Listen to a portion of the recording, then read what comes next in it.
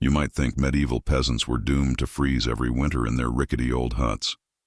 But the truth is, they were surprisingly brilliant when it came to surviving the cold.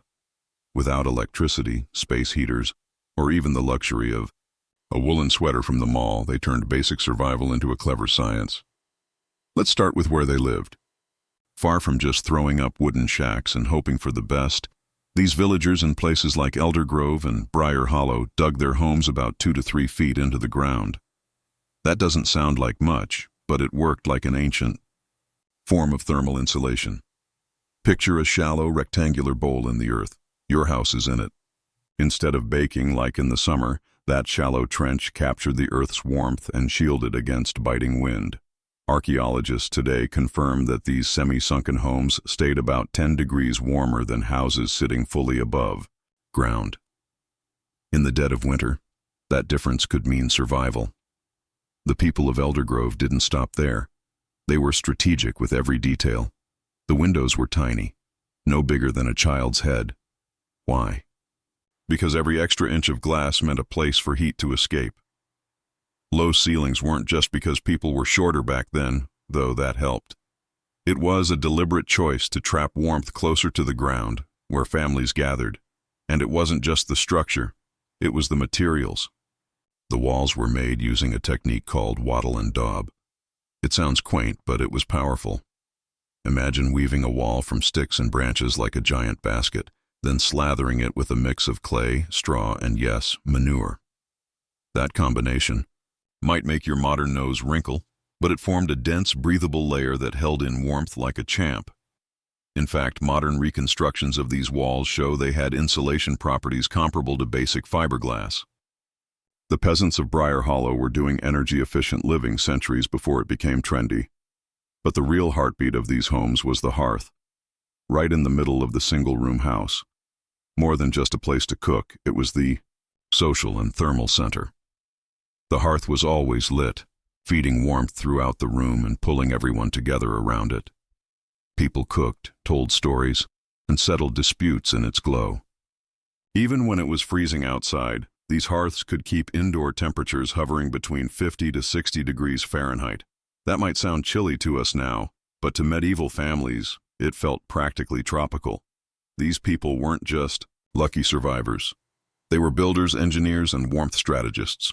And every inch of their homes was crafted not just to shelter, but to shield them from winter's bite with brilliance most modern folks wouldn't expect.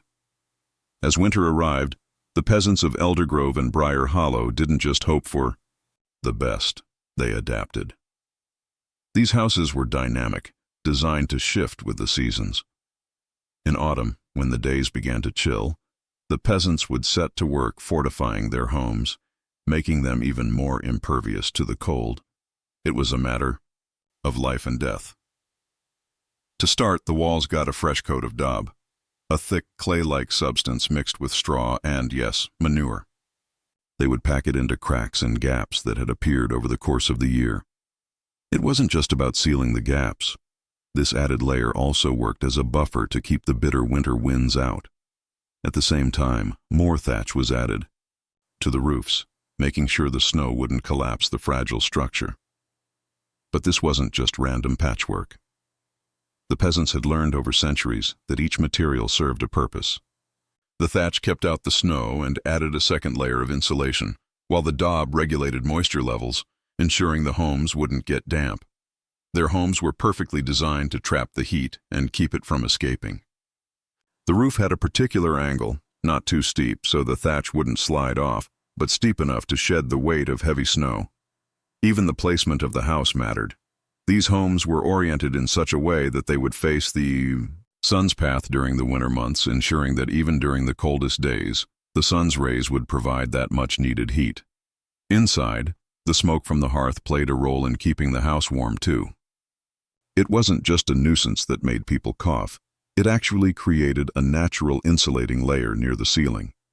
This layer, while not ideal for breathing, protected the thatched roofs from pests and rot, and surprisingly, it helped keep the house warmer. In fact, evidence shows that the smoke and the layers of insulation combined could double the lifespan of a thatched roof, protecting it from both weather and insects for decades. By the time the cold weather truly set in, these homes were practically built to endure. Every wall, every floorboard, and every slanted roof was a direct result of centuries of trial and error, perfected by generations. What began as a simple structure of wood and earth had evolved into a carefully designed thermal fortress that stood up against even the harshest winters. As the season progressed, the peasants of Briar Hollow would make sure their homes were ready for the brutal cold. It wasn't just about heating, it was about creating a sustainable, comfortable environment to survive. It was a system, intentionally crafted, tested, and perfected over the centuries. And the smartest part? They didn't just create their homes in isolation.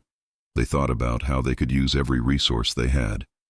In fact, everything was designed to be reused, repurposed, and maximized. From insulating the walls with natural materials to storing their food in snow-packed pits, these houses were proof of just how ingeniously medieval peasants tackled the extreme cold. Each choice, from wall height to roof angle, was a thoughtful step in a larger plan to survive the winter not just for a few weeks, but until the first rays of spring. By the time the 1300s rolled around, the houses of peasants in Eldergrove, Briar Hollow, and other villages had transformed into surprisingly sophisticated structures.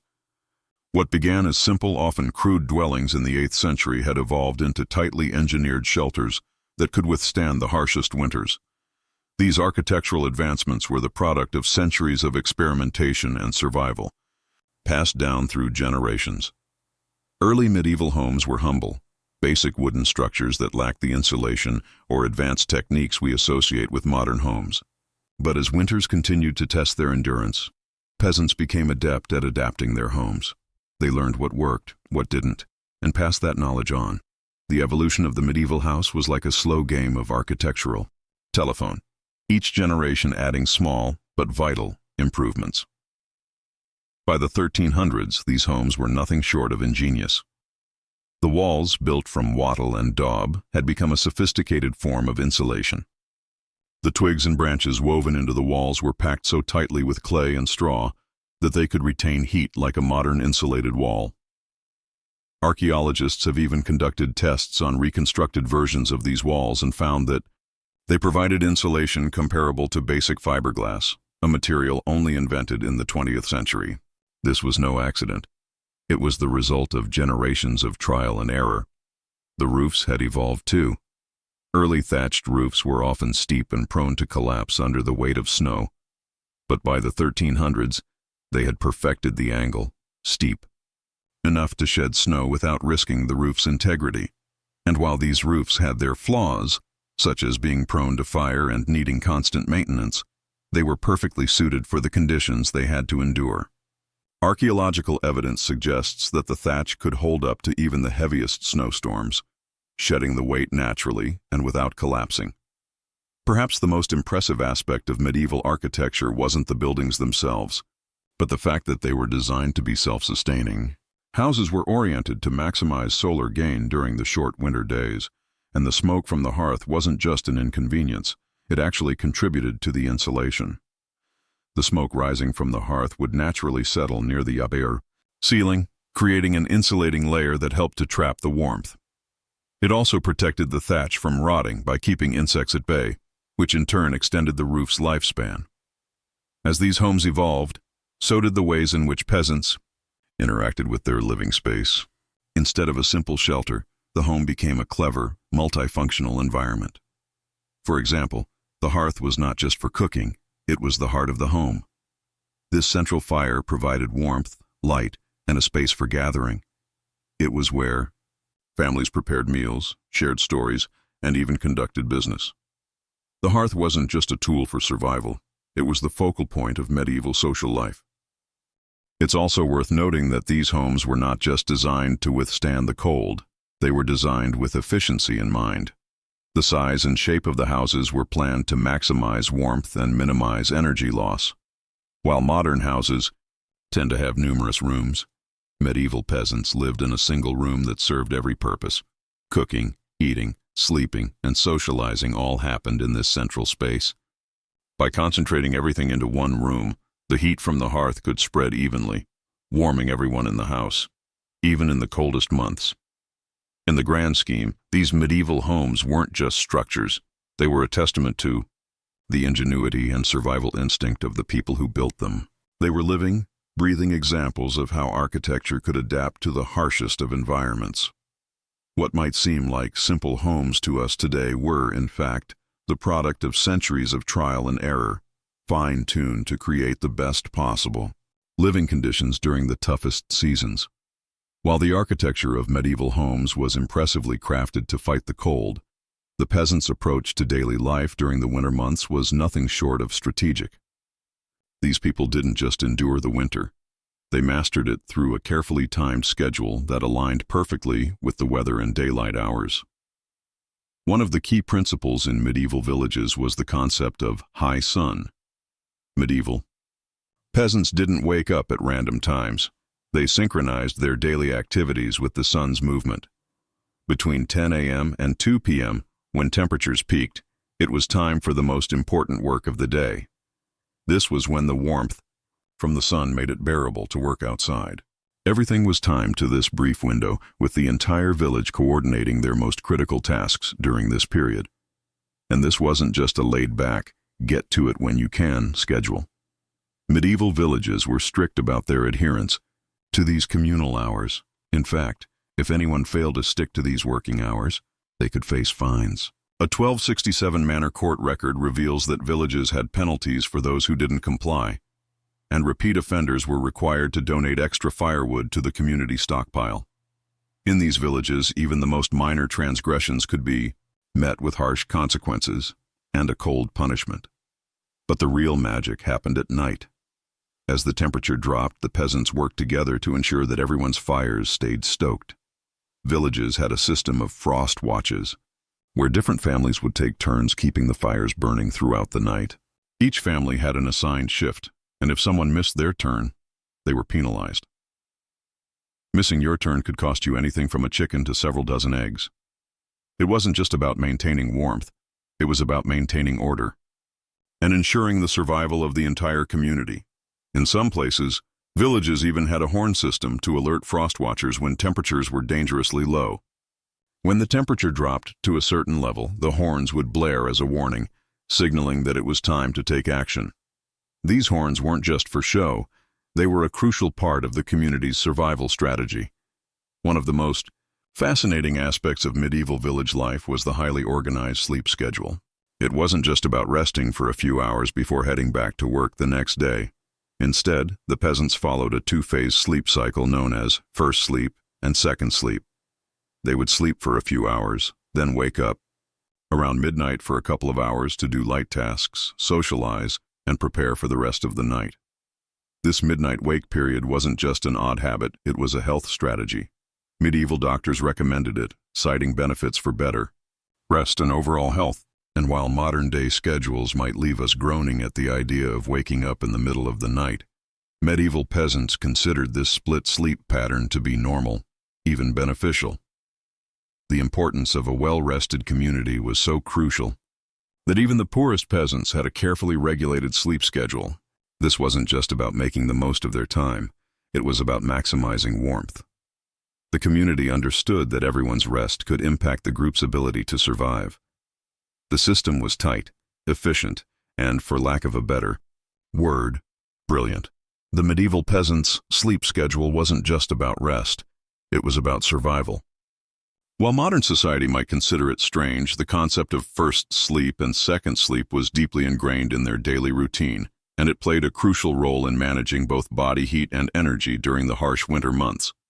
In the middle of the night, the family would wake up for a brief period of time, often around midnight. This wasn't just for the usual tasks we might imagine today, like checking the phone or grabbing a midnight snack. Instead, it was an opportunity for people to do light chores, anything that didn't require intense labor, but which could still be accomplished in the quiet stillness of the night. It was also a time to socialize, reflect, and keep the fire stoked in the hearth. For those who didn't have to manage the animals or the cooking, this brief window of time allowed them to rest before going back to sleep until dawn. Interestingly, medieval medical records from the 1300s indicate that this split sleep pattern wasn't just a quirky habit. It was actually considered healthier by the physicians of the time. Doctors even recommended it as a way to prevent the mental and physical strain of prolonged, uninterrupted sleep. They believed that waking up in the middle of the night allowed people to rest their minds and bodies in two phases, ensuring they would be fully rested by the morning. Though it might seem like an inconvenience to modern eyes, the split sleep pattern made perfect sense in the medieval context. Not only did it allow families to make the most of their limited daylight hours, but it also helped maximize the efficiency of the heat in their homes. The warmth from the hearth wouldn't last through the entire night, and waking up in the middle of the night to stoke the fire or check on the animals meant that people weren't waking up to freezing temperatures, but rather a house that still retained enough warmth to get them through the second part of their sleep. This midnight break from sleep also gave peasants a chance to follow a strict schedule for all their daily tasks. It was, in essence, part of a larger rhythm to their daily life, an integrated communal system where every family member's duties were woven together like a finely tuned machine. Everyone knew their place and time for action. From watching the fires to taking care of livestock, every action was part of a larger survival strategy that spanned the entire village. More than just a way of life, the split sleep system was a cultural norm that connected medieval peasants to their environment and to each other. It was a rhythm based on the cold of winter and the need for warmth, ensuring they not only survived the harsh months but thrived in their ability to adapt to such an unforgiving climate. In many ways, the first and second sleep routines served as a reminder of how every action, no matter how small, had a purpose. They weren't just surviving the winter. They were mastering it, working together to ensure that they all made it through another season. The split sleep cycle was a simple but effective technique for ensuring the community was always in sync with the elements around them. In the middle of the harshest winters, survival didn't just rely on heating, clothing, and shelter. It was about food. Medieval peasants understood that a communal effort was essential for keeping everyone fed and warm, and their mealtimes were carefully orchestrated to maximize warmth and energy efficiency. The rhythm of these communal meals played a critical role in maintaining not just physical strength, but also a sense of togetherness, which was vital during the isolating, cold months. The largest meal of the day was typically shared around 11 a.m., when the communal bread ovens had reached their optimal temperature. It wasn't just about having enough to eat, it was about the timing. The bread ovens in medieval villages were massive, capable of baking up to 100 loaves at once. Families would gather at the communal oven to cook their meals, and this mealtime wasn't just a chance to eat, it was a chance to recharge. The timing of the meal was crucial for keeping the entire community warm. The communal ovens weren't just used for cooking, they were vital for heating the entire village. These ovens could raise the temperature in the immediate vicinity by a few degrees, which during the winter could make a world of difference. By cooking together and coordinating their meals, villagers shared not just food but warmth. It was an early example of community resource sharing, where everyone's needs were met by pooling efforts. This wasn't the only form of food coordination. Villages even had bread bells, a signaling system that rang when the ovens had reached their peak heat. These bells weren't just about getting the food ready, they were also a signal that it was time for everyone to gather for their main meal. Every aspect of mealtime was planned to make the most of the warmth the ovens provided. It wasn't just about the food, it was about creating a communal space that would help everyone weather the cold. Afternoon meals weren't quite as large, but they still followed a precise schedule. Between 2 p.m. and sunset, the workday moved indoors, not because the villagers were lazy, but because it was the coldest part of the day. The villagers knew that it was more efficient to work inside, where the heat they had stored throughout the day could still be put to use. Historical records even show that some villages had cold watchers, individuals whose job it was to monitor the temperature, using primitive methods like watching how quickly water froze in clay pots. As the day turned into evening, the entire community would shift into their indoor routines. They understood that conserving warmth wasn't just about staying inside. It was about using the heat from the day as efficiently as possible. Even the most basic tasks were performed indoors, where the heat of the house could be fully utilized. But the best part? This wasn't just about survival, it was about creating a sense of community. The shared experience of working and eating together, in harmony with the seasons, helped bind the community together during a time when isolation and fear could have easily taken over. Communal life in these villages was an ongoing exercise in coordination and balance. Every meal was not just a chance to nourish the body, but a strategic move in the larger dance of survival. It wasn't just about cooking. It was about timing, resource management, and making sure that everyone in the village stayed warm and well-fed throughout the freezing months. As winter deepened, the peasants' days became increasingly about maximizing their limited resources. Every movement, every task was driven by the simple goal of staying warm and making the most of the daylight that slipped away too quickly. From early morning until the first light of sunset, their lives were a balance between work and preservation, with every action aligning with the harsh realities of winter. The afternoon hours were particularly significant. Between 2 p.m. and sunset, work shifted indoors. It wasn't just about seeking shelter from the cold. It was a strategy to utilize the warmth that had built up throughout the day. Historical records show that when the outdoor temperatures plummeted, villagers moved their activities inside, where the warmth from the hearth could be fully harnessed. This wasn't laziness, it was about survival. There was no wasted energy in medieval villages. Every moment, from the tasks completed indoors to the time spent by the hearth, was carefully calculated to ensure that everyone remained as warm as possible. But not all work was purely practical.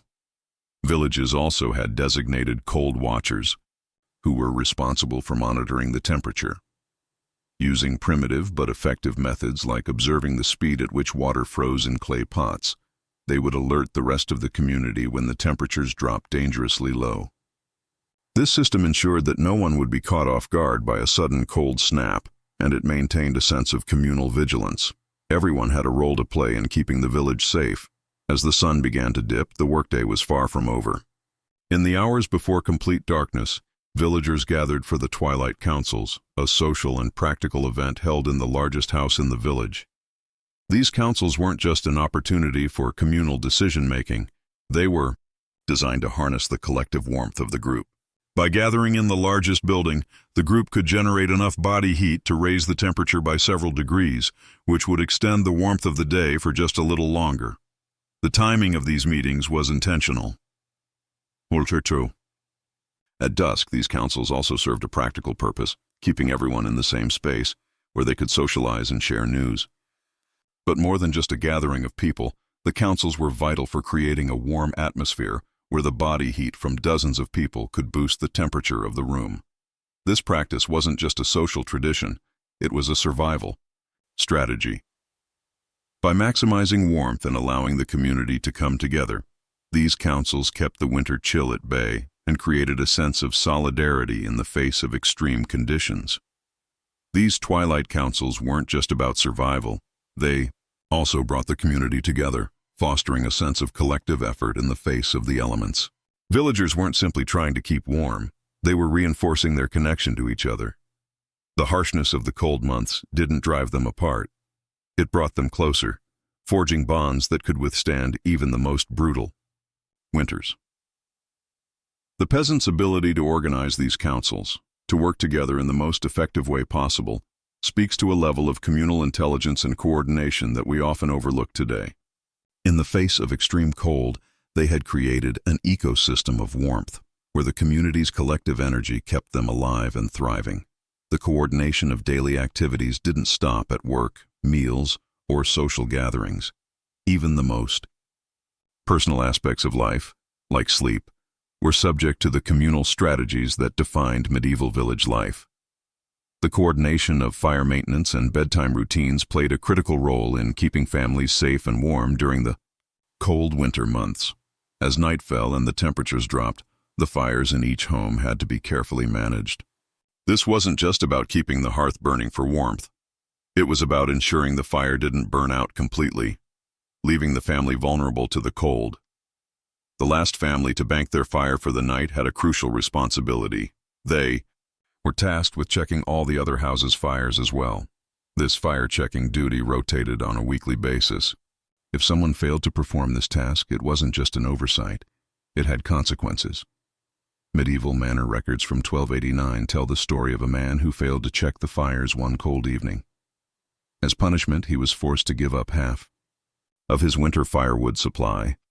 It was a harsh but necessary penalty to ensure that no family's safety was compromised. The fire was the heart of the home, and failing to manage it properly could mean risking the health and survival of the entire household. To add an additional layer of safety, some villages had systems in place to ensure that everyone was in sync with their fire duties. The fire checking schedule was so precise that there were even fire inspectors who ensured families were correctly maintaining their hearths. If a family failed their duty, they could be penalized not just by the loss of fuel, but by being forced to contribute more firewood to the communal stockpile. The coordination didn't stop at fires. It extended to bedtime as well. In the same way that families worked together to keep the fire burning, they also worked together to maximize warmth during the night. The close-knit sleeping arrangements that were common in medieval times weren't just about comfort, they were about survival. In fact, sleeping together was a strategy to conserve heat. In these tight living quarters, multiple family members would share a single, raised platform for sleeping. This wasn't just about having a place to sleep, it was an ingenious system, designed to keep everyone warm. The combined body heat of the family members could raise the temperature of the sleeping area by as much as 8 degrees critical, when the outside temperature could dip well below freezing. The raised sleeping platforms were designed with care and not just for warmth. They were made with layers of straw, wool, and other insulating materials that helped trap heat. The platforms were often tilted at a precise angle, optimizing airflow to prevent drafts and ensuring a comfortable temperature while everyone slept. Interestingly, archaeological evidence shows that these platforms weren't just functional. They were built with enough space and comfort to ensure that families could sleep safely through the coldest nights. But the sleeping arrangements were more than just about warmth. They were a deeply coordinated effort. Each night, families would rotate their positions, ensuring that the youngest and oldest members of the household, who were more vulnerable to the cold, started in the center of the platform.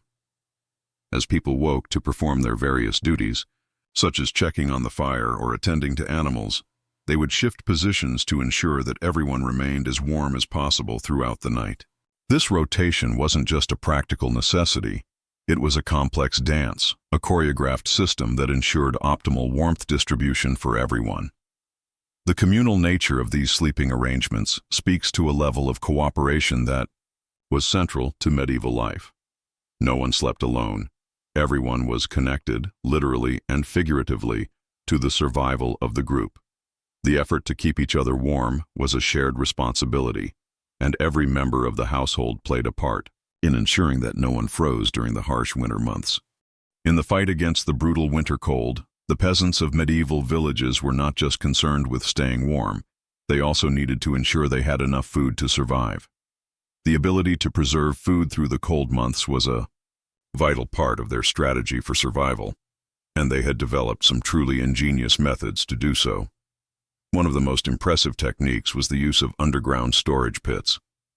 These pits were dug into the earth and kept at a consistent temperature year-round, around 40 degrees, perfect for preserving vegetables and other food items. They were essentially the medieval equivalent of modern refrigerators, and they worked remarkably well. Archaeological studies have found thousands of these pits scattered across England, each one functioning as a natural cooler that kept food fresh throughout the long winter months. The use of these storage pits was strategic. Villages would dig multiple pits to ensure that food could be stored separately. For example, root vegetables like carrots and turnips would be placed in one pit, while grains and other preserved foods would go into a different one. This separation ensured that foods with different preservation needs were kept in optimal conditions. These pits were insulated with layers of hay which further stabilized the temperature and provided an extra layer of protection against the cold. What made these pits even more remarkable was how the peasants used the food itself as a temperature monitoring system. By placing different vegetables in specific spots within the pits, the villagers could observe how they reacted to the cold. If the carrots started showing signs of frost damage, they knew they needed to add more insulation. If the vegetables started sprouting, it was a sign that better ventilation was needed. In a way, the food itself became a natural thermostat, helping them keep their stores in perfect condition throughout the winter. Even more remarkable were the thermal zones created by the peasants. They would carefully layer hay around the food storage areas to create temperature gradients.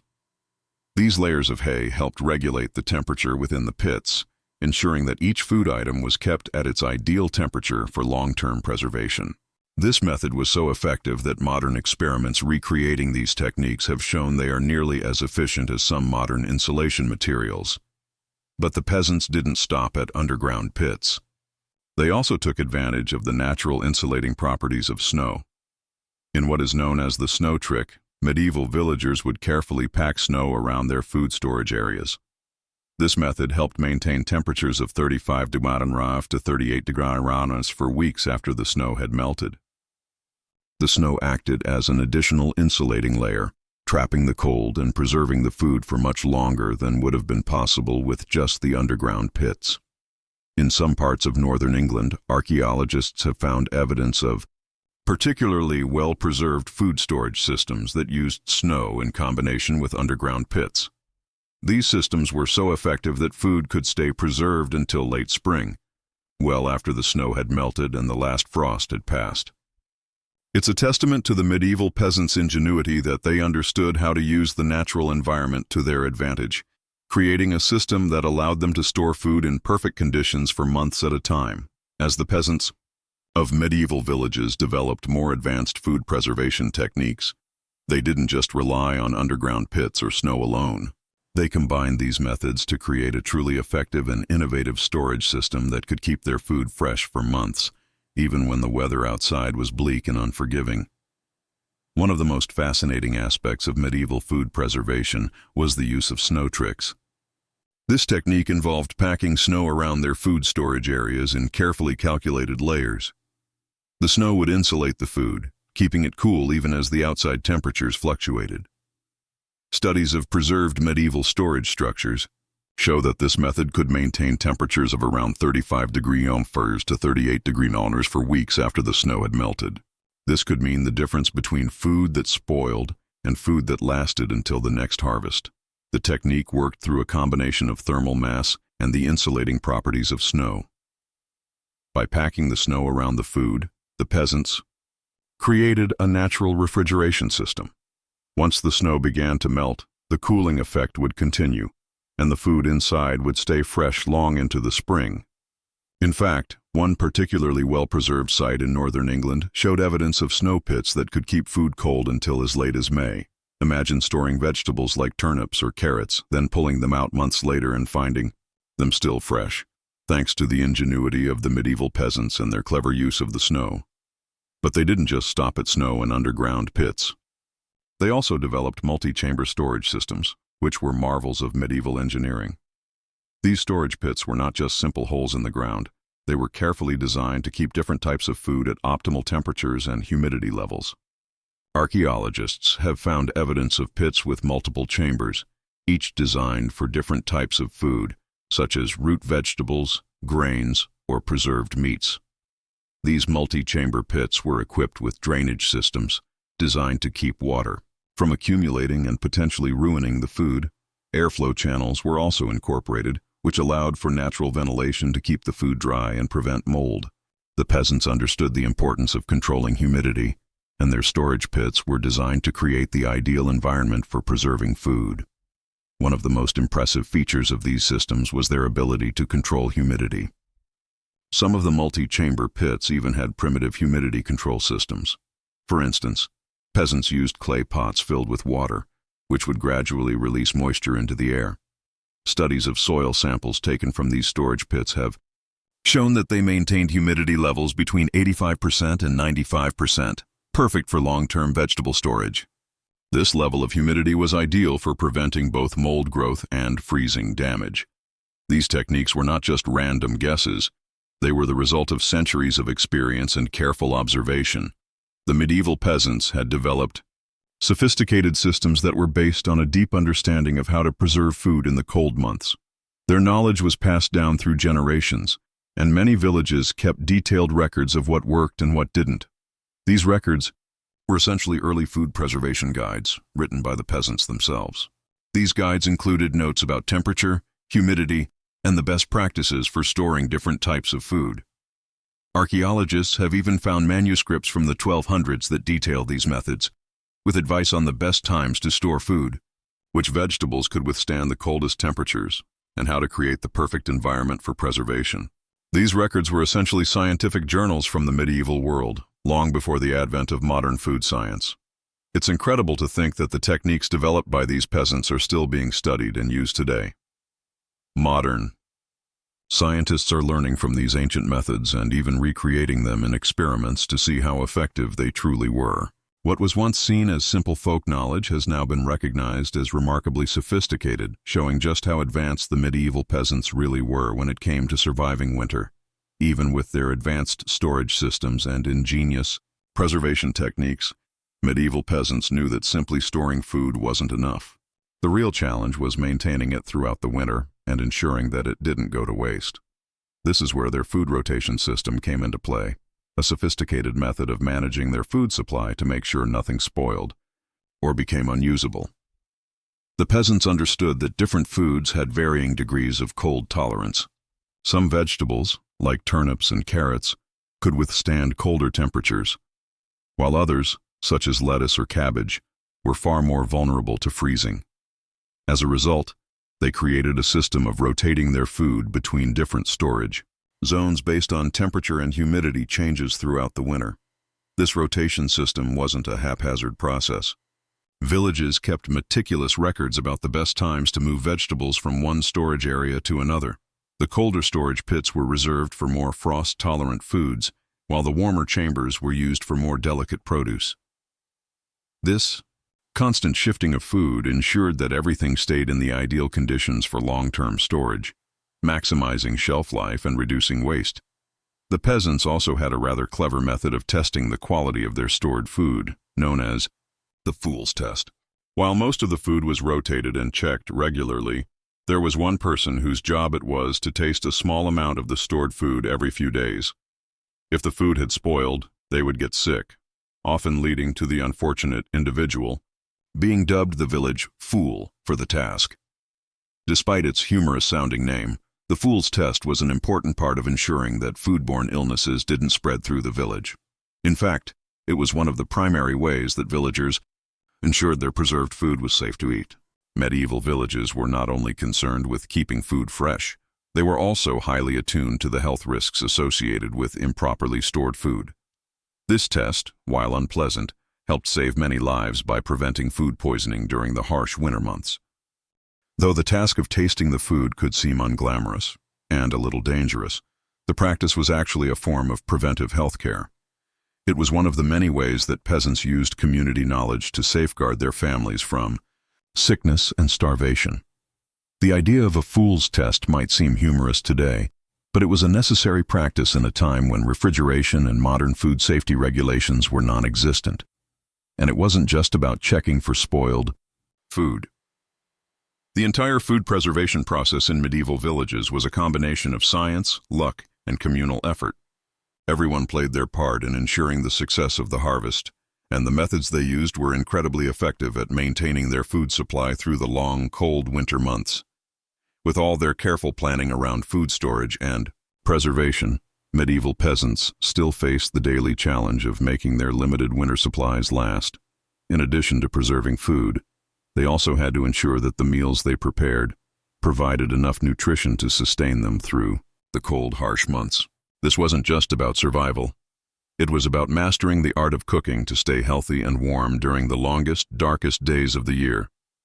At the heart of medieval winter cuisine was pottage, a thick, hearty stew that could simmer over the hearth for days or even weeks without losing its flavor or nutrition. The beauty of pottage was its simplicity and flexibility. It was made with whatever ingredients were available: root vegetables like turnips and carrots, grains like oats or barley, beans for protein, and whatever scraps of meat could be gathered. This was no fancy dish. It was the perfect example of medieval ingenuity. What made pottage such a brilliant winter food wasn't just that it could be cooked over an extended period of time, but also how it helped preserve the nutritional integrity of its ingredients. The slow simmering process allowed the flavors to meld together, and because the pot was kept at a low boil for so long, any harmful bacteria that might have lingered in the food was killed. This constant simmering meant that the pottage could be eaten over several days without the risk of spoilage, and each new addition of ingredients only enhanced the flavor. But pottage was more than just a basic meal. It was a carefully balanced dish designed to provide sustained energy for the cold, physically demanding days.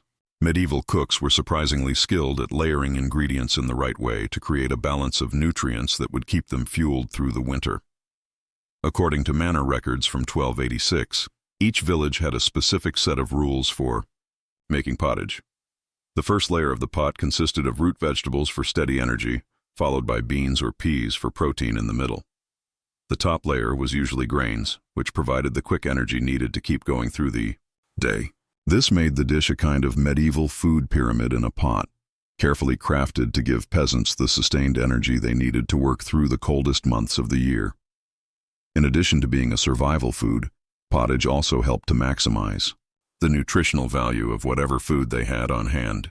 Archaeological studies of medieval cooking pots reveal traces of meals that were kept simmering for up to 3 weeks. This long, slow cooking process not only softened tough cuts of meat and fibrous vegetables, but it also made sure that the nutrients from each ingredient were fully absorbed into the dish. While modern health experts might warn against eating the same dish for weeks at a time, the medieval peasants knew how to make it work for them. Their food wasn't just about calories. It was about the right balance of nutrients to ensure they could endure the winter months without becoming weak or malnourished. Fermented foods were another crucial part of their diet. Medieval people didn't just preserve food to keep it from spoiling, they actively improved its nutritional value by fermenting it. From grains turned into beer to fruits preserved in wine, fermentation was a method used to extend the life of food and also enhance its health benefits. Fermented vegetables, such as pickled cabbage, were common, and they were valued for their ability to add probiotics to the diet, which helped maintain good gut health during the winter when fresh foods were scarce. In fact, the fermentation process in medieval times was so effective that it may have contributed to the impressive gut microbiome of medieval peasants.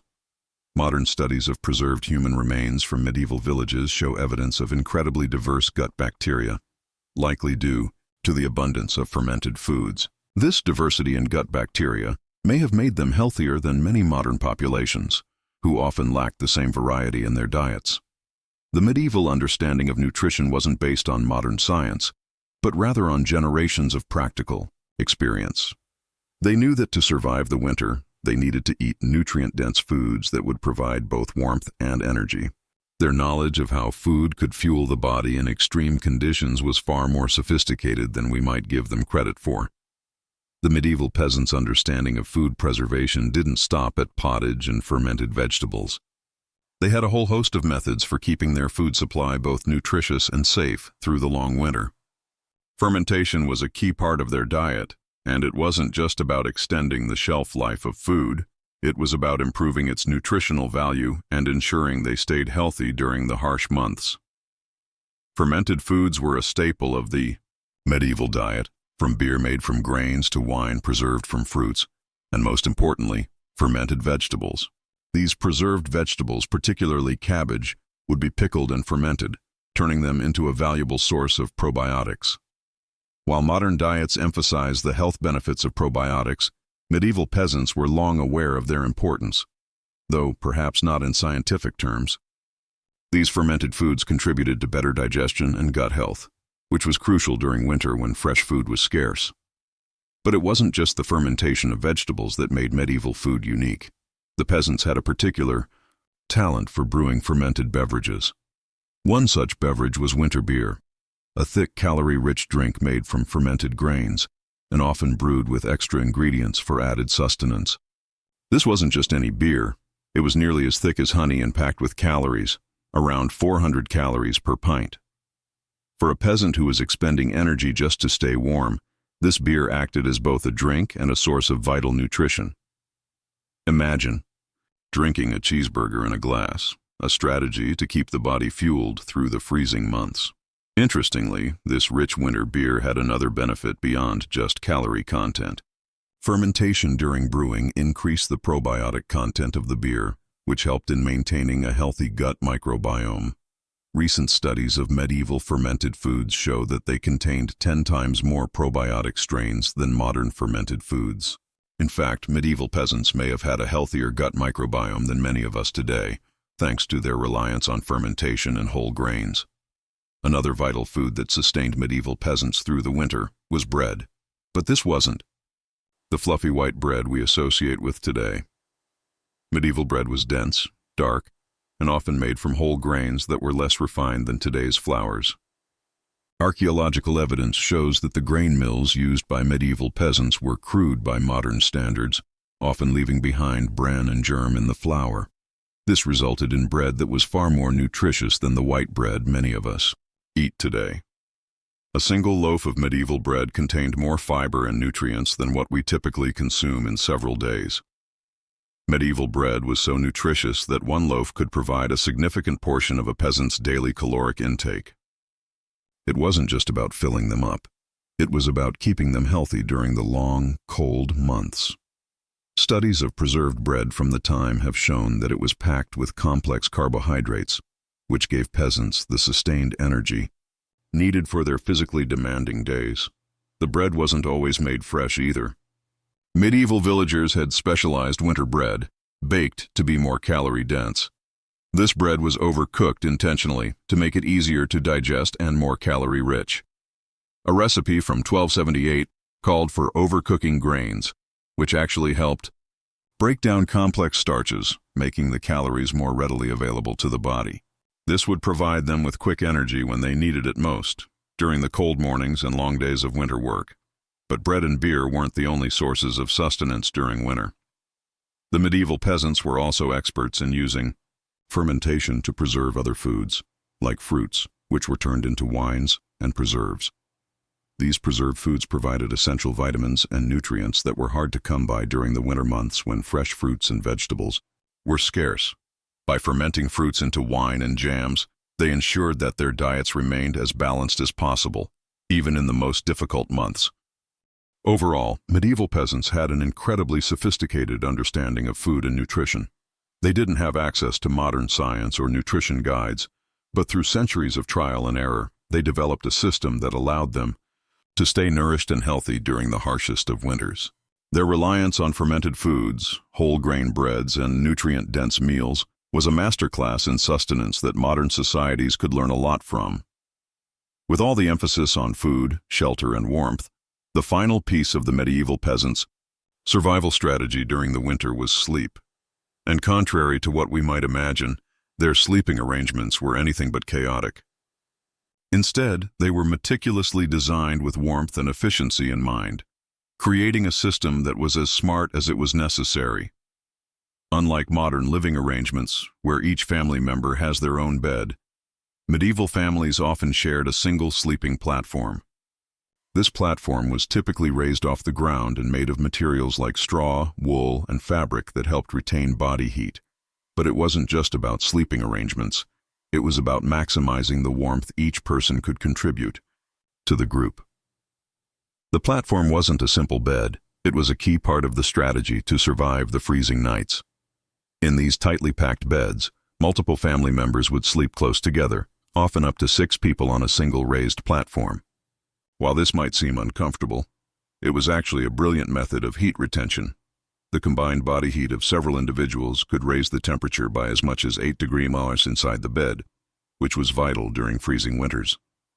Each family member's warmth helped ensure that the others wouldn't wake up shivering in the middle of the night.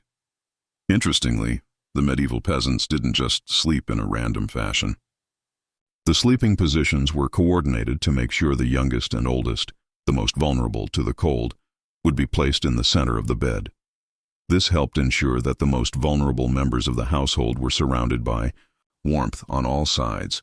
The center became the warm zone, while those who had to wake up for various duties, like stoking the fire or tending to animals, slept toward the edges. As the night progressed, family members would rotate positions as needed. This wasn't random, but part of a carefully orchestrated system to maintain the warmth of the sleeping platform. Those who woke up during the night to check on the fire or perform other duties would shift to the edges of the platform, making room for others who needed more warmth. This rotation ensured that the entire family stayed as warm as possible through the night. The raised platform itself was designed with even more cleverness. Archaeological research has shown that these platforms were angled at precisely 15 degrees, which helped optimize air circulation and prevent drafts.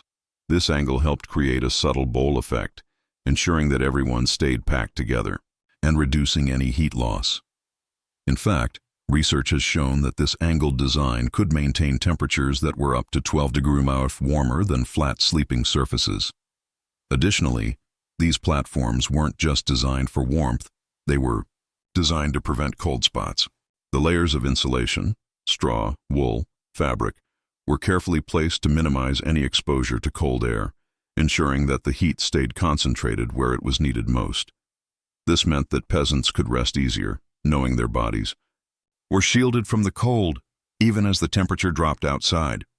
To add to this system, peasants would use their animals as extra sources of warmth during the night.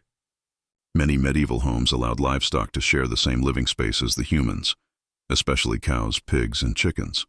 A cow could add 2 to 3 degrees of warmth to the room simply by breathing, and many families kept several cows indoors during the coldest months. The arrangement wasn't random, however. Some medieval homes had specially designed spaces where the animals were placed strategically in order to maximize the amount of heat their bodies generated. Medieval peasants understood how important it was to optimize every part of their living space, from the hearth to the sleeping arrangements. The way they coordinated their sleep, sharing warmth and space efficiently, was a survival tactic, and one that made a significant difference in ensuring everyone made it through the winter. Not only did shared sleeping arrangements help conserve heat, but they also fostered a sense of community and unity. Families were physically close, and this closeness wasn't just about warmth. It was about sharing the burden of winter together. In times of extreme cold, the collective strength of the family was what mattered most. As if the careful design of sleeping arrangements and communal warmth wasn't enough, medieval villages took it a step further with the introduction of sleep inspectors. While modern society may rely on thermostats and blankets to ensure a good night's rest, medieval peasants had an official system in place to make sure every family was using their bed space as efficiently as possible. The concept of sleep inspectors may sound strange, but it was a crucial part of maintaining warmth during the coldest months. The sleep inspectors were tasked with ensuring that families weren't wasting warmth by spreading out too much on their sleeping platforms. These inspectors were responsible for checking that every member of the family was sleeping as close together as possible, maximizing the collective body heat. If a family failed to maintain the proper sleeping arrangement, they were fined. 1. Particular Manor record from 1289 mentions a family being penalized for leaving too much space between their members on the sleeping platform, leading to the loss of half their firewood for the winter. These fines acted as an incentive for families to be mindful of their warmth and not to waste any energy. In addition to the fines for improper sleeping arrangements, the sleep inspectors had to check that the beds were adequately insulated. Beds weren't just simple platforms. They were engineering marvels that had been designed to ensure maximum heat retention. Archaeologists studying medieval sleeping platforms found that they were built with multiple layers of insulation. The bottom layer was usually packed with straw, which was changed seasonally, followed by wool, if the family could afford it. The top layer of the platform was made from whatever fabric the family had available, such as quilts or furs. The platforms were also angled at a precise 15 degrees, helping to optimize air circulation while reducing heat loss. The slight angle meant that heat would naturally rise toward the center, keeping the warmth where it was most needed. In fact, studies of these bed platforms have shown that they could maintain temperatures up to 12 degrees warmer than flat sleeping surfaces. This engineering precision ensured that families weren't just surviving the winter, but were thriving in their carefully designed sleeping spaces. Interestingly, these platforms weren't just practical, they were also comfortable. The layers of insulation provided enough cushioning for families to sleep soundly, even though they shared tight quarters. But the key to their success wasn't just in the material, it was in the arrangement. By positioning the sleepers as close together as possible, with the most vulnerable family members in the center, the entire family stayed warm through the night. In some particularly well-designed homes, the sleeping platforms were even positioned above the livestock. These beds were built with careful consideration of the heat generated by the animals. Cows, in particular, were placed directly under the sleeping platform, using their body heat to warm the area above. This strategic use of animals for warmth was a brilliant addition to the already ingenious bed design, maximizing the available heat from both human and animal sources. Even with all these measures in place, the peasants didn't leave warmth to chance. They had detailed systems for ensuring that everyone was using their sleeping space efficiently, and the sleep inspectors played an important role in maintaining this system. These inspectors weren't just checking for comfort. They were making sure that every ounce of warmth was being used to its fullest potential. The importance of sleep in medieval villages went far beyond just physical rest. It was a matter of survival, and every aspect of the sleeping arrangement was carefully coordinated to ensure that families made it through the freezing winter nights. The clever use of insulation, rotation, and shared body heat made the difference between freezing to death and staying warm enough to live another day. While medieval peasants were masters of creating efficient shelters and using their resources wisely, they were equally resourceful when it came to surviving the cold through their winter clothing. In modern times, we rely on synthetic fabrics and high-tech insulation to keep warm. But the peasants of the Middle Ages didn't have those luxuries. Instead, they employed sophisticated techniques for crafting and maintaining their winter clothing, making the most of natural materials available to them. Wool was the star of medieval winter wear. It wasn't just a material to keep warm, it was essential for the survival of peasants during the long freezing months. But there was a key to wool's success. It wasn't washed. While this might seem unappealing to us today, medieval peasants knew something we didn't. They understood the natural lanolin in wool acted as a waterproofing agent. When wool was washed, it lost that natural water resistance, which made it far less effective. In the rain and snow, a medieval text from 1267 even warns, "A clean wool cloak is a cold wool cloak." This knowledge was passed down through generations, helping keep the peasants dry and warm despite the brutal weather. Peasants didn't just wear one layer of wool, they wore multiple layers, each carefully selected to serve a specific purpose. The innermost layer was soft and thin, designed to sit close to the skin without chafing. The outer layers were progressively thicker and coarser, providing greater insulation as they piled up. This layered approach helped trap air between the fabrics, providing an additional layer of warmth without adding unnecessary weight. But the clothing didn't stop at wool. Medieval peasants also turned to moss and straw to provide additional insulation. Archaeologists have found traces of up to 12 different types of moss used in medieval clothing, each with distinct properties. Some were naturally antimicrobial, while others were particularly effective at trapping air for insulation. These materials were carefully collected and inserted between layers of wool to create extra warmth. To protect against the elements even further, peasants coated their woolen clothing with animal fat, usually sheep or deer fat. This fat was rubbed into the fabric to increase its water resistance, allowing it to repel rain and snow for several hours. In fact, some medieval texts from 1285 describe a recipe for mixing pine sap with sheep fat, creating a water-resistant solution nearly identical to modern waterproofing formulas. Modern scientists have studied these mixtures and found they could maintain water resistance for up to 3 months before needing to be reapplied. Peasants didn't stop there. Their winter hoods were designed with clever engineering to minimize the effects of the wind chill. These hoods weren't just floppy caps, they were made from multiple panels that could be adjusted based on the direction of the wind. Studies on reconstructed medieval hoods show that, when properly positioned, they could reduce wind chill effects by as much as 60%. This clever design helped peasants keep warm without needing to constantly adjust their clothing.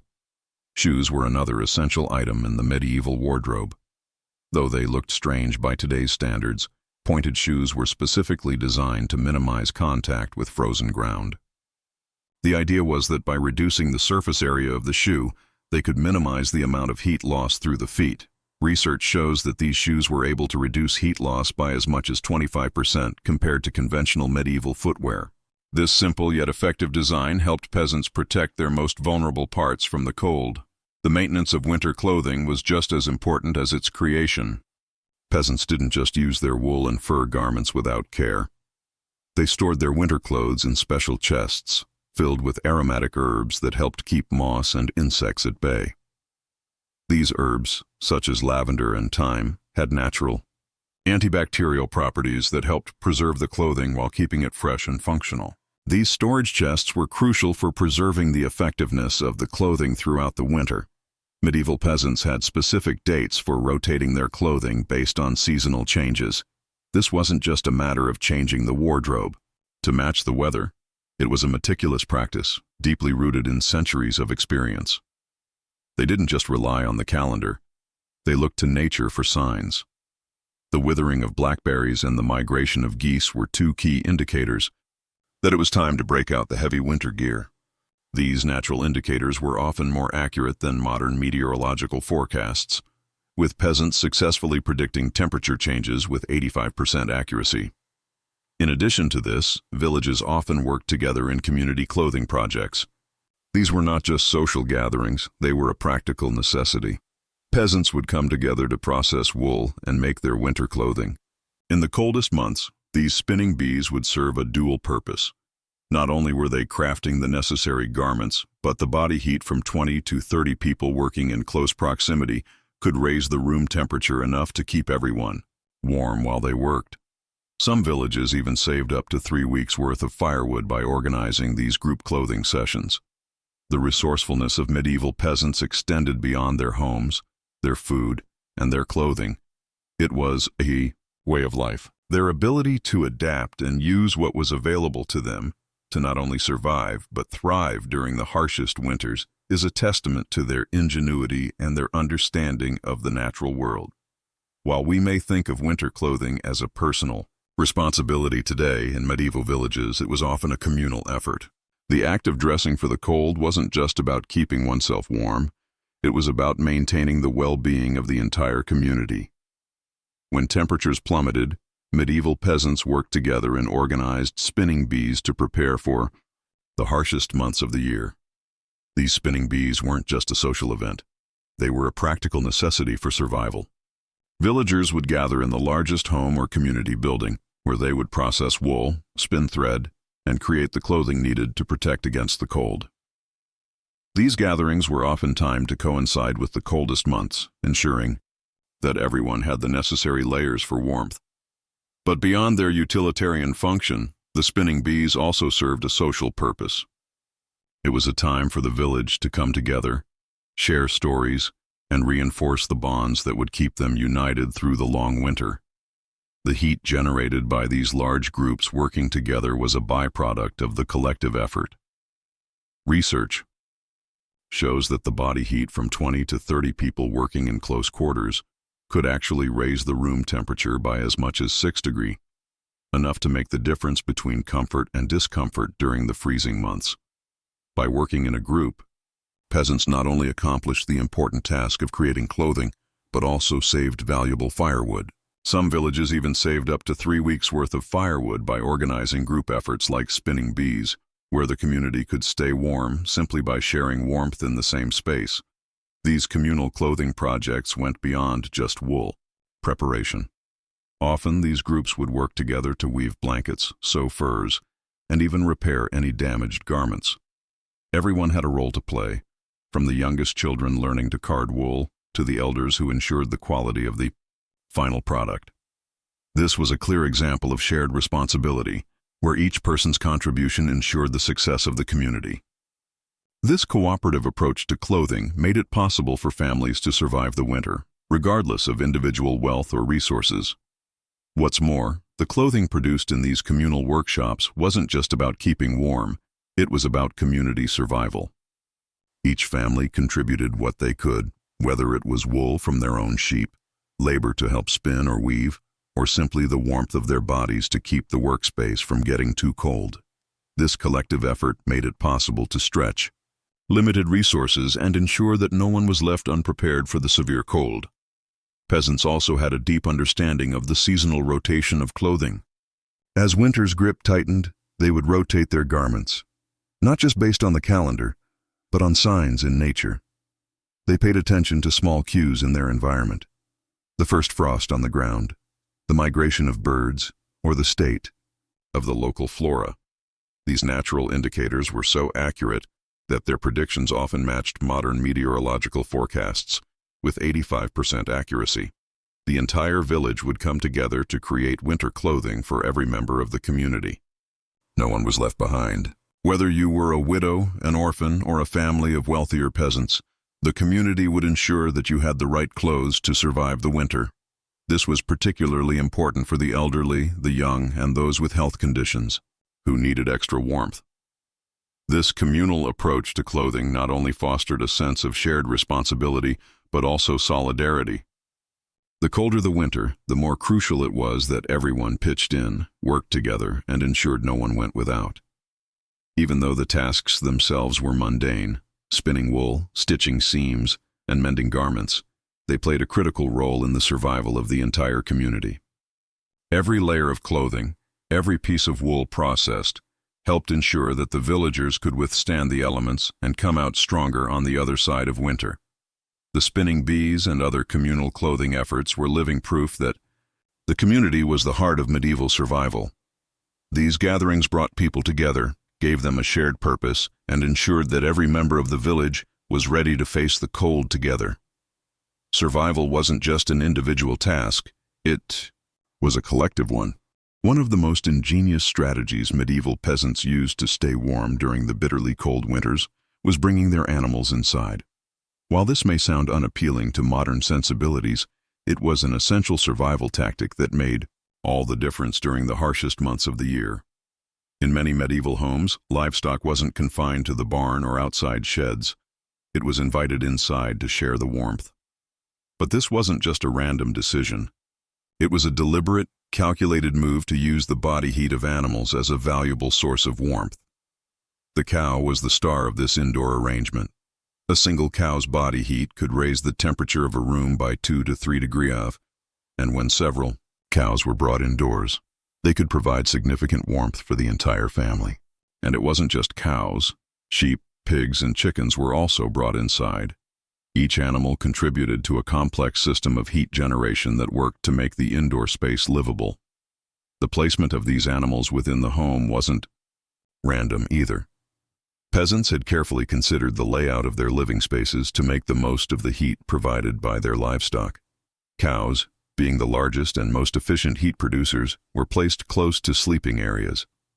Pigs were positioned near food storage areas, where their warmth could help preserve food during the coldest months. Even the humble chicken, though small, was valuable due to its surprising ability to generate warmth, especially in smaller spaces. These animals might have been kept in a barn or a special room, but in the winter, they were moved indoors to keep the family's living quarters warm and functional. Interestingly, the placement of the animals wasn't just for warmth. It was about creating a natural heating system that would last throughout the night. Researchers studying medieval housing layouts found that strategically positioning the livestock created convection currents that would circulate the warm air throughout the house. As the animal's body heat warmed the air, it would rise to the ceiling and then flow downward, distributing warmth throughout the room. This system was surprisingly efficient. Some homes were able to maintain temperatures above freezing even when the outside temperature dropped well below 10 degrees return. The combination of body heat, convection currents, and strategic animal placement meant that peasants didn't have to rely solely on fires to stay warm. While fires were crucial for cooking and heating, animals provided consistent warmth that could last for 12 hours at a time. This was an incredibly valuable resource, especially during the long nights when the family had to sleep and the fire was banked to conserve fuel. However, this arrangement didn't come without its challenges. Waste management was one of the biggest hurdles. The animal waste created in these close quarters could build up quickly, and without proper management, it could turn the warmth into a health hazard. But medieval peasants were nothing if not resourceful. They developed composting floors made of straw and ash, which absorbed the animal waste and generated additional warmth through decomposition. This system not only helped keep the home warm, but also acted as a natural fertilizer for the upcoming planting season. The composting floors created a self-sustaining cycle where the animal's waste provided extra warmth, while the manure would later be used to fertilize crops. It wasn't just about keeping the family warm.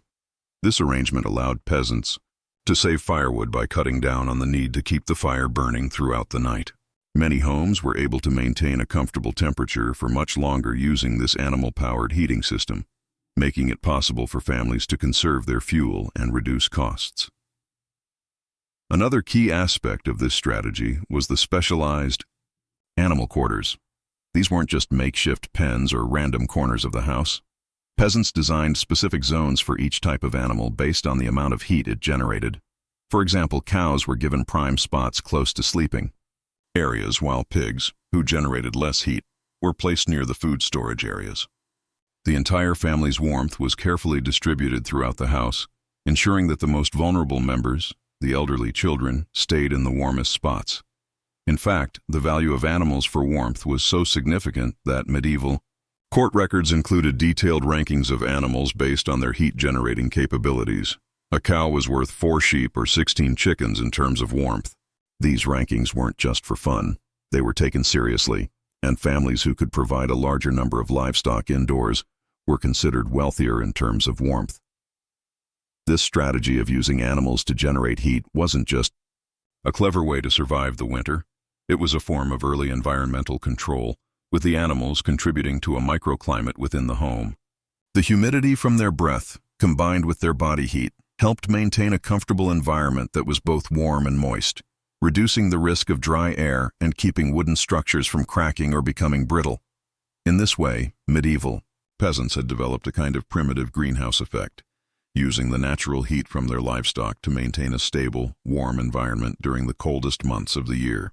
Their ability to turn every part of their environment, human, animal, and architectural, into a tool for surviving the winter is a testament to their resourcefulness and ingenuity.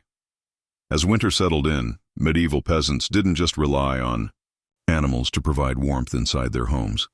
They took things a step further by creating specialized winter quarters for their livestock. These were not the simple, open barns we might imagine today. No, these were carefully designed spaces within the home or in attached structures that maximized the heat output of the animals while minimizing the risk of overcrowding and disease. In these winter quarters, the positioning of animals was key. Peasants understood that different animals generated different amounts of heat, so they placed them in the most efficient spots within the home. Cows, the largest and most heat-generating animals, were often kept close to the family's sleeping area to provide warmth through the night. In contrast, pigs, which produced less heat, were placed near food storage areas, where their warmth could help preserve food while ensuring they didn't overcrowd the family's living space. Chickens, despite their size, were also highly valued for their ability to generate heat in smaller spaces. They were often kept in the smaller, warmer areas of the home, where their body heat contributed to raising the overall temperature in those corners. The heat from the animals created a natural convection system, with warm air rising and circulating throughout the room. This carefully orchestrated placement of animals allowed medieval peasants to keep their homes comfortably warm, without relying entirely on the fire. To make these winter quarters even more efficient, the animal pens were often constructed with materials that would enhance heat retention. Thick straw bedding was used to line the floors, not just to make the animals more comfortable but also to create insulation. The straw would trap heat from the animals' bodies and reduce heat loss to the cold stone or dirt floors. This bedding system acted as a natural barrier against the cold, providing the animals with warmth while also helping to insulate the home.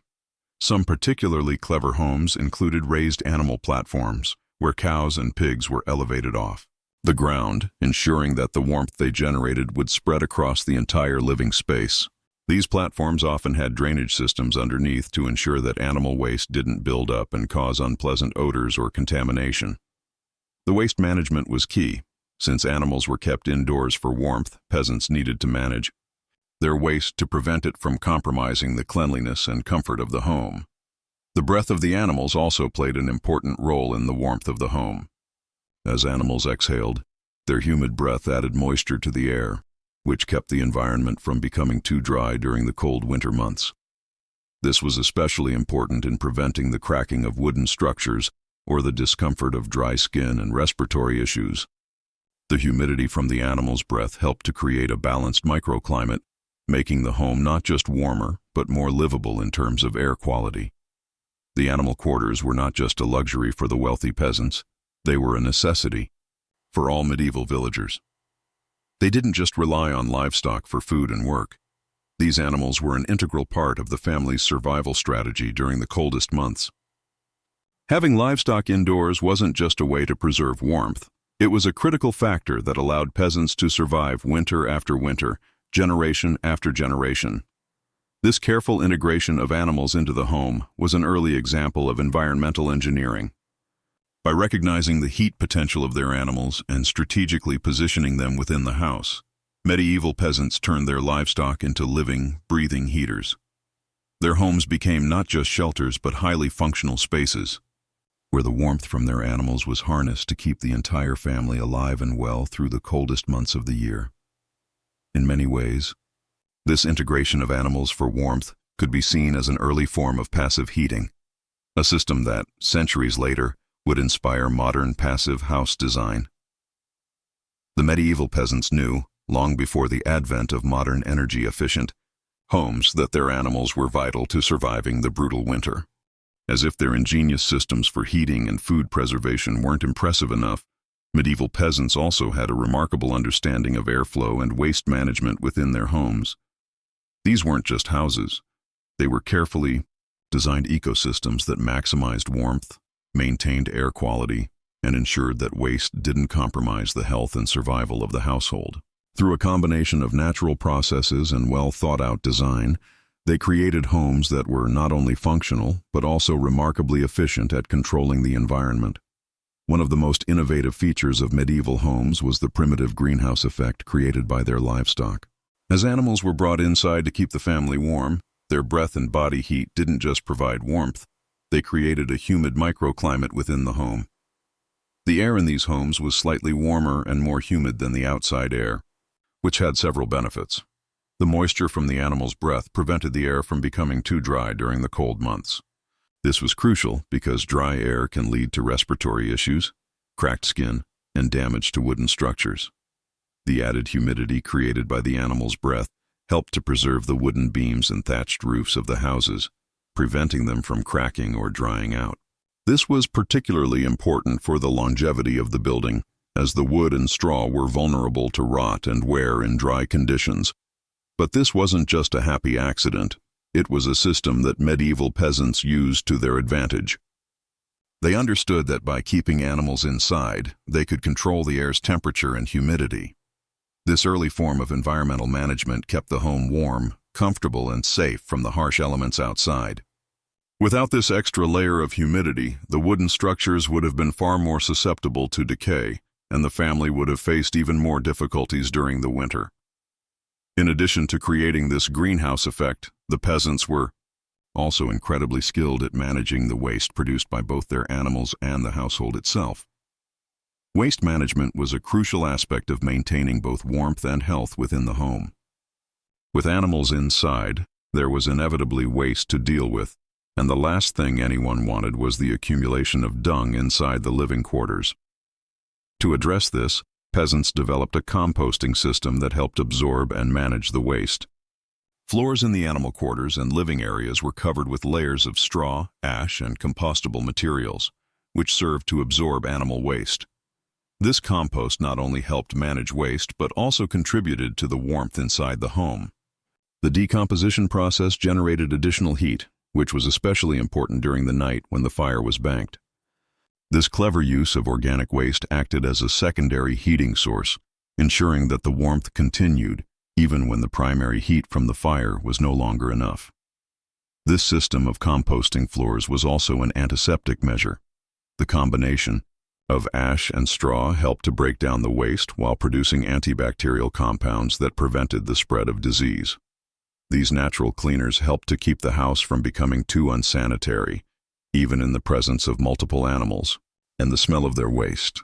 The waste was transformed into fertilizer for the fields come spring, creating a self-sustaining cycle where nothing went to waste. Not the animal dung, not the food scraps, and certainly not the warmth generated by these systems. Peasants even developed specialized channels and chutes for feeding the animals without losing warmth. Some homes had feeding boxes that allowed food to be passed into the animal pens from the outside without opening the door. This limited the amount of cold air that entered the house, ensuring the temperature remained as steady as possible. These systems were as efficient as they were ingenious, with every detail carefully thought out to ensure that the family could survive the harshest of winters. The peasants' approach to managing airflow and waste was rooted in a deep understanding of how natural processes could be used to their advantage. The greenhouse effect created by their animals and the careful management of waste not only helped keep the house warm and healthy, but also ensured that their homes were able to adapt to the ever-changing needs of the family. These practices were the product of generations of trial and error, perfected over centuries and passed down from one family to the next. By carefully balancing heat, humidity, air quality, and waste management, medieval peasants created homes that were functional and efficient, allowing them to endure winters that would have overwhelmed the unprepared. Their ability to adapt and manage their living environment through natural systems is a testament to their ingenuity and resilience.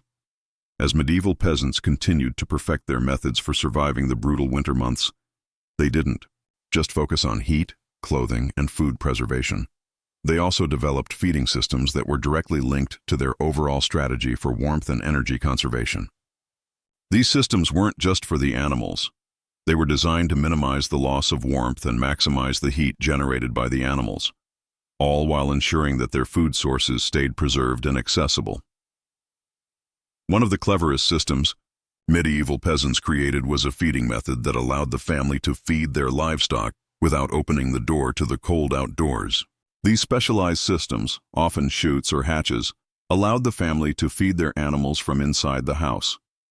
This system didn't just save time and effort, it also conserved warmth. By limiting the number of times doors were opened during the cold winter months, the peasants could keep the indoor temperature from dropping every time the animals were fed. But it wasn't just about convenience, it was about efficiency. The warmer the indoor environment, the less fuel the peasants needed to burn to keep the hearth going, and the better the livestock would be at generating warmth. The more time the doors stayed closed, the more heat remained inside the house, benefiting both the family and the animals. The feeding systems were a simple but powerful strategy that directly tied the feeding routine to the overall goal of maintaining warmth. Another critical factor that medieval peasants considered was the animal-to-human heat ratio. They knew that some animals were far more efficient at generating warmth than others, so they strategically placed animals in areas where their heat could be best utilized. Cows, for example, were placed near sleeping areas because of their ability to generate significant heat. A single cow could raise the temperature of a room by 2 to 3 degrees, which might not seem like much, but when temperatures were below freezing, every degree counted. Peasants also understood that not all animals produced the same amount of heat. Pigs, though valuable, generated less heat than cows, and so they were often placed in food storage areas or barns where their warmth could help preserve food while not taking up space in the main living quarters. Chickens, though small, were surprisingly efficient at generating heat in small spaces, so they were often kept in smaller, warmer areas of the home, where they could help raise the overall temperature of the room without taking up much space. Through careful study and observation, peasants developed a ranking system for their animals, determining which animals provided the most heat and ensuring they were placed in the most strategic spots in the home. In fact, medieval court records show that some villages had disputes over whose animals generated the most heat. One particular record from 1288 describes two families arguing over which had the best cow for providing warmth. According to the record, one cow was considered worth 4 sheep or 16 chickens in terms of the warmth it produced. This shows just how valuable livestock was during the winter, not just for food or labor, but as a key player in the survival strategy. The placement of animals was an integral part of maintaining optimal warmth in medieval homes. By using the natural heat generated by livestock, peasants were able to lower their reliance on firewood, and in doing so they saved resources while staying warm. The careful distribution of animals throughout the home created a self-sustaining cycle of warmth where the animals contributed to both the family's comfort and the preservation of food. What's most remarkable about these systems is how deeply the peasants understood heat generation and efficiency. Their methods were based on experience and trial and error, passed down from one generation to the next. They knew the precise ratios of animal heat to human comfort and could adjust their homes to make the most of the resources they had available. In many ways, the medieval approach to animal-to-human heat ratios was a form of passive heating, a method that modern energy-efficient buildings often strive to replicate. The peasants knew that warmth wasn't just about having a fire or using blankets.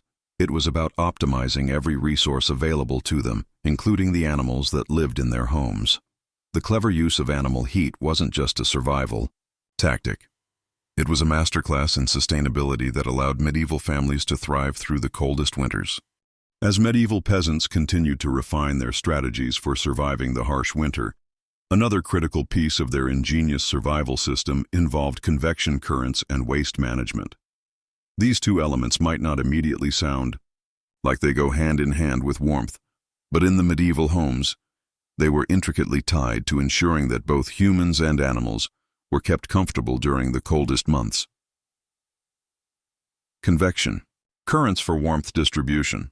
The strategic placement of animals in the home played a significant role in creating convection currents that helped distribute warmth throughout the living space. As animals like cows and sheep generated heat, their body warmth would rise and circulate around the room, creating a natural heating system. This was especially useful during the coldest hours of the night, when the fire had been banked and the hearth was no longer emitting heat. Medieval peasants intuitively understood the flow of warm air and used it to their advantage. The warm air from the animals' bodies would rise to the ceiling and then cascade down the walls, circulating throughout the room and warming even the coldest corners. This natural convection system was particularly efficient in the small single-room homes, where the warmth from a single fire could radiate through the house with the help of the animal's body heat. In some cases, animal pens were designed in a way that allowed the warm air to flow directly into the main living spaces, further enhancing the warmth in the house. This efficient use of convection currents meant that the medieval peasants didn't rely solely on the fire to keep warm. They had a passive heating system that ran throughout the entire house. These convection currents worked day and night, ensuring that warmth was evenly distributed throughout the household, minimizing heat loss and maintaining a comfortable environment inside. Waste management and temperature regulation, but it wasn't just about distributing warmth. Waste management also played a crucial role in the overall warmth of the medieval home. The presence of animals indoors meant there was an inevitable buildup of waste, which could create unpleasant odors and, if not managed properly, could even pose a health risk. However, the peasants had a clever system for dealing with this problem. Medieval homes used composting floors, typically covered with layers of straw and ash, which absorbed animal waste and helped to decompose it safely. As the waste broke down, the process of decomposition generated additional heat, which contributed to the warmth of the home. This was particularly beneficial during the cold winter nights, when maintaining warmth was a constant struggle. The composting floor acted as an extra heat source, effectively transforming waste into a beneficial resource rather than a burden. The composting process also produced antiseptic compounds, helping to prevent the spread of disease. This was a crucial aspect of medieval hygiene, especially considering the crowded conditions of the homes. By managing animal waste in a way that both reduced odor and enhanced warmth, peasants ensured that their homes remained livable during the winter months. Additionally, the waste was eventually used as fertilizer for the fields when spring came around. This circular system ensured that nothing went to waste. Animal waste provided both warmth during the winter and nutrients for crops once the weather warmed up. The careful management of waste not only helped keep the home warm but also contributed to the sustainability of the entire farm. efficient heating, waste management, and sustainability. The medieval peasants' ability to combine animal warmth, convection currents, and waste management into one cohesive system was a testament to their resourcefulness. They didn't just make do with the cold, they turned every challenge into an opportunity. Their ability to recycle waste, harness animal heat, and create a self-sustaining system ensured that they could thrive even in the most difficult conditions. Moreover, these systems weren't just about surviving the winter, they were about living well in the harshest of conditions. The care and thought that went into the design of the medieval homes shows that, even without modern technology, people could develop highly efficient, comfortable, and sustainable living arrangements. By using every available resource, whether it was animal heat, waste, or even the natural flow of air, they managed to stay warm and healthy, often in the most extreme conditions. The clever combination of animal-to-human heat ratios, convection, currents, and waste management systems was a feat of medieval engineering, far ahead of its time. It's a reminder that, while modern conveniences may have made life easier, the medieval peasants' ingenuity allowed them to create functional, self-sustaining homes that provided warmth and comfort, no matter how cold the world outside might be.